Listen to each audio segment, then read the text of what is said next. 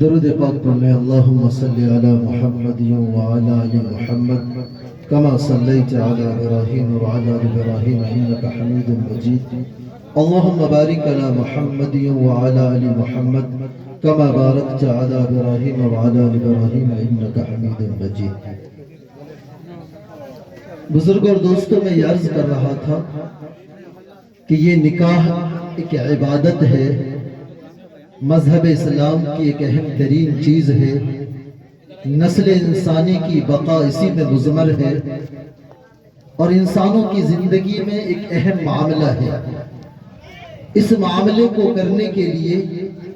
ہمارا مذہب، ہمارا اسلام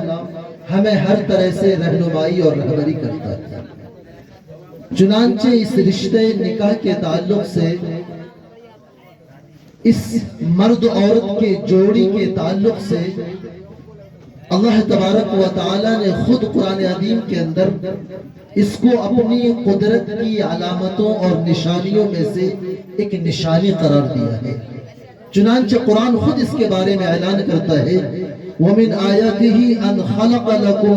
مِنْ أَنفُسِكُمْ أَزْوَاجًا لِتَسْكُنُوا إِلَيْهَا کہ اللہ تعالیٰ کی قدرت کی نشانیوں میں سے، ان کے شاعر میں سے، ان کی طاقت کی علامتوں میں سے ایک عظیم ترین چیز ہے کہ اللہ تعالیٰ نے مرد و عورت کا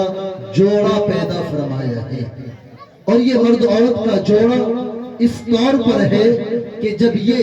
رشتے نکاح میں بندھ جاتا ہے تو اللہ تعالیٰ نے ایک دوسرے کا سکون ایک دوسرے کے اندر میں پوشیدہ فرمایا ہے، اس کے اندر اس کو مضمر فرمایا ہے۔ وہ اس طور پر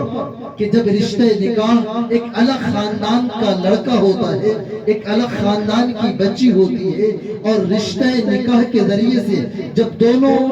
جڑ جاتے ہیں اور یہ رشتہ اور نکاح مکمل ہو جاتا ہے تو اللہ تبارک و تعالی ان دونوں کے درمیان، ہم اور آپ جانتے ہیں کہ کیسی محبت ہو جاتی ہے کہ ایک دوسرے کی تکلیف دیکھے نہیں سکتے،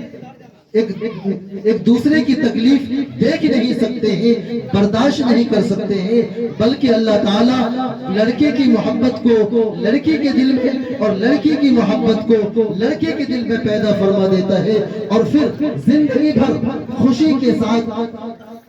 آپس میں وہ گزارتے ہیں۔ ساتھ ہی ساتھ اگر رنج کا معاملہ آتا ہے، رنج کا ماحول بنتا ہے تو اس کو بھی وہ خوشی کے ساتھ جھیل جاتے ہیں۔ خود اللہ کے رسول صلی اللہ علیہ وسلم نے ارشاد فرمایا کہ من نکح فقد استکمل نصف الایمان کہ جس شخص نے نکاح کر لیا اس نے اپنے آدھے ایمان کو مکمل کر لیا۔ اسے چاہیے کہ اپنے آدھے ایمان کے تعلق سے غور و فکر کرتا رہے۔ بزرگ اور دوستو، یہ شادی، یہ نکاح ہمارے اسلام کا ایک اہم ترین چیز ہے، ایک اہم معاملہ ہے،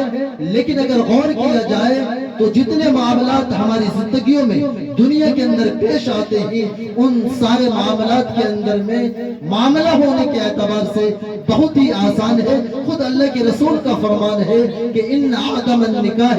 برکتن ایسرہ معونتن، فرمایا کہ دنیا کے اندر سب سے بہتر نکاح، بابرکت نکاح، عظمت والا نکاح، بڑا نکاح، جس کو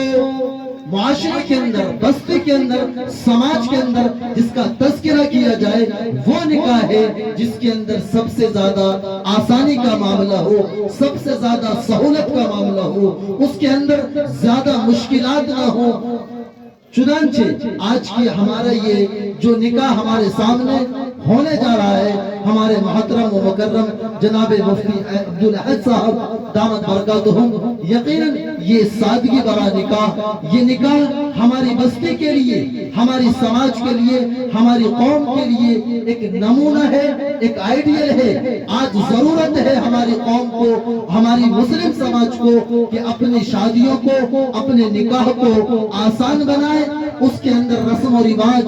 اور دنیا کی جو بہت سارے جھمیلے ہم شادیوں کے تعلق سے، بہت سارے ایسے معاملات جس کا نکاح سے، اسلام سے، ہماری سماج سے اس کا ذرہ برابر بھی کوئی تعلق نہیں ہے، ہم نے اس کو، اس عظیم ترین چیز کو اتنا مشکل ترین چیز بنا لیا ہے کہ وہ جب بچہ کسی گھر کے اندر پیدا ہوتا ہے، جب بچی جوانی کی دہلیز پر قدم رکھتی ہے تو ماں باپ کے آنکھوں کی نیندیں اڑ جاتی ہیں، ان کا سکون सुकून और इत्मीनान गायब हो जाता है। रातों दिन सुबह और शाम वो इसी कद्दो काविश, इसी जिद्दोजहद में लगे रहते हैं कि किस तरीके से अपने बच्ची या अपने बच्चे के निकाह को तकमील तक पहुंचाए। वो क्यों कर हो रहा है? वो इस तौर पर हो रहा है कि हमने इसको बहुत मुश्किल बना दिया है, जबकि सबसे आसान तरीन मामला, जितने मामला हमारी जिंदगी के अंदर पेश आते हैं वो ये निकाह का मामला है।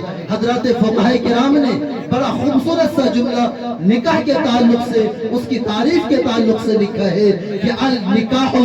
यनअक़िदु बिईजाबिन व क़बूलिन बिहुदूरि शहादतैन बेमहरिन मुअय्यनिन, कि निकाह एक ऐसा अमल है जो मुकम्मल हो जाता है ईजाब और कबूल से। लड़के की तरफ से ये बात आ जाए कि मैंने किस बच्ची से निकाह किया, लड़की की तरफ से जवाब मिल जाए कि मैंने कबूल कर लिया। दो गवाह देने वाले गवाह इस बात की गवाही दे दें कि मैंने इस चीज को सुन लिया और मैंने गवाही दे दी, और एक मुख्तसर सा महर मुकर्रर कर लिया जाए। ये 3-4 अमलों के जरिए से एक शादी, एक निकाह मुकम्मल हो जाता है। ये इतना आसान सा मामला है, लेकिन इसी मामले को करने के लिए न जाने लड़के वाले हों, लड़की वाले हों, साल हर साल अपनी मेहनत की गाढ़ी कमाई इस नाम पर सर्फ कर देते हैं। हैरत तो उस वक्त होती है कि जब अल्लाह ने हमें रहमत की शक्ल में बेटी अता फरमाया और उसको हमने पाल पोस कर, उसको अच्छी तालीम देकर, उसकी इज्जत और नामूस की हिफाजत करके जब हम उसके लिए किसी खास बच्चे को तलाश करते हैं, किसी खास दीनदार लड़के को तलाश करते हैं, तो उस वक्त लड़की वालों के, रहमत वालों के सरों पर बोझ बन जाता है जब उनके लिए समाज से नित नए तरीके के अंदाज में डिमांड किया जाता है, मांग किया जाता है ऐसी चीजों का कि जिसका निकाह से, शादी से कोई ताल्लुक नहीं होता है। हमारा ये मजमा बाशऊर है, अहले अक्ल दानिश है, इल्म रखते हैं, समझ और फहम रखते हैं। मैं आपको ये पैगाम देना चाहता हूँ, अल्लाह के वास्ते अपनी कौम और समाज के बेटियों की इज्जत की हिफाजत के लिए, इस्लाम की हिफाजत के लिए, दीन की हिफाजत के लिए, अपने कौम और समाज को बुलंदी पर ले जाने के लिए अल्लाह के वास्ते अपनी शादियों को सादगी के साथ कीजिए। हमारा चाहे बच्चा हो, हमारी चाहे बच्ची हो, हम इस बात का अज़्म और इरादा करें कि इंशाअल्लाह हम अपनी बच्चियों की शादी सुन्नत के मुताबिक, इस्लामी उसूल और कवाइद के मुताबिक सादगी के साथ करेंगे। याद रखिएगा, यही शादी बाबरकत होती है, यही शादी घरों के अंदर सुकून लेकर आता है, यही शादी दो खानदानों के दरमियान मोहब्बत और अज़मत, उल्फत का जरिया बनता है। वरना हम किसी का गला दबाकर, किसी के सर पर चढ़कर, किसी से जबरदस्ती, हम जो ये आजकल अल्लाह माफ फरमाए, हम जो, मैं उस नासूर का, उस जहर से ज्यादा खतरनाक चीज का मैं नाम लेना भी पसंद नहीं करता, जो हमारे समाज को जहर से ज्यादा नुकसान पहुंचा रहा है। बुजुर्गों और दोस्तों, आज हमारी कौम की पसमानदगी का, हमारी कौम के पिछड़ने का जो बहुत सारे असबाब और वजूहात हैं, उसमें से एक अहम वजह, अकाबिर उलमा इस बात पर मुत्तफिक है कि मौजूदा वक्त में मुस्लिम कौम अगर पीछे माली एतबार से खास तौर पर हो रही है, तो उसकी वाहिद वजह इस कौम का शादियों के नाम पर जो गलत किस्म का डिमांड और मांग किया जाता है, और शादियों के मौके पर नामो नमूद और दिखलावे और शोहरत के लिए जो लंबे चौड़े फहरिस्त के साथ खर्चे किए जाते हैं, ये हमारी कौम और हमारी समाज को बहुत पीछे ले जा रहा है। आज एक अदना सा मुअतदिल तबके का, मिडिल तबके का, जो 2-4 बीघे का किसान है, एक मामूली सा कारोबार करता है, आप जरा देखें कि अगर वो कई सालों तक अनथक मेहनतें और कोशिशें करता है, उसके बाद जाकर वो 2-4 लाख रुपए की इकट्ठे करता है कि अब उनका कारोबार चलने लगा है, अब उनकी घर गृहस्थी चलने लगी है,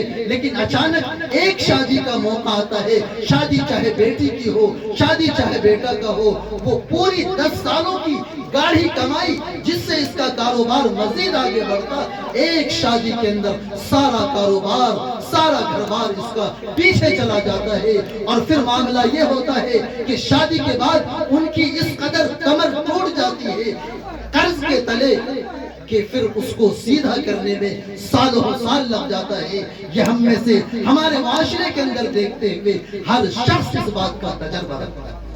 میں آپ سے کہنا چاہتا ہوں، اللہ کے واسطے ایسی شادیوں سے، ایسے نکاح سے، یہ علماء اور ان کی شادیاں، یہ ہمارے مفتی صاحب اور ان کا یہ نکاح ہمارے لیے ایک نمونہ ہے، ایک آئیڈیل ہے۔ ہم یہاں سے سبق لے کر جائیں، ایک عزم و ارادہ لے کر جائیں کہ انشاءاللہ ہم بھی جب اپنے بچے کی شادی کریں گے، ہم بھی جب اپنے بچیوں کی شادی کریں گے تو انشاءاللہ سادگی کے ساتھ کریں گے۔ یہ نہیں دیکھیں گے کہ ہمارا گھر، ہمارا خاندان کیا کہہ رہا ہے، ہماری بستی کے لوگ کیا کہہ رہے ہیں، ہمارے یہاں کے سردار اور پنچ کیا کہہ رہے ہیں۔ ہرگز ان چیزوں کی پرواہ نہ کیجیے۔ اگر آپ کے کسی عمل سے آپ کے رب کو خوشی پہنچتی ہے، آپ کے رسول کی سنت زندہ ہوتی ہے، تو یہی ہمارے لیے سب سے بڑی کامیابی ہے۔ امید ہے کہ آج کے اس مختصر وقت کے اندر آپ یہ پیغام اپنے گرہ باندھ دیں گے اور دل سے ارادہ کریں کہ انشاءاللہ ہم لوگ ضرور عمل کریں گے انشاءاللہ۔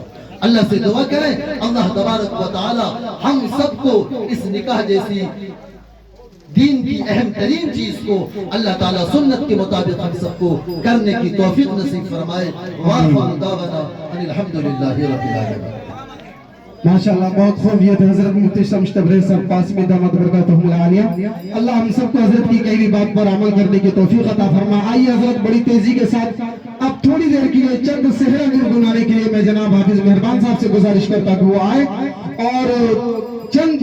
کلام پیش کریں، اس لیے کہ ہمارے بیچ حضرت مفتی سعد النجیب صاحب تشریف رکھتے ہیں اور حضرت کے سامنے زیادہ دیر حائل ہونا یہ کس چیز کی دلیل ہے، ہم خود اس چیز کو سمجھیں۔ السلام علیکم۔ وعلیکم السلام۔ السلام علیکم ورحمۃ اللہ وبرکاتہ۔